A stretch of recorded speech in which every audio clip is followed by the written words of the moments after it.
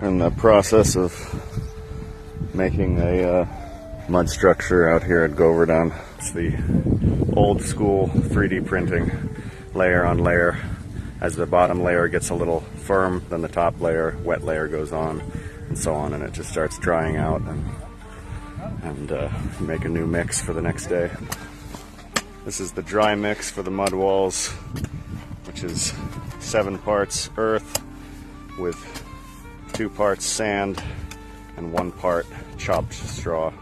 Now the water into the mix. If you ever made chapati dough, you can make mud cement to build a house with.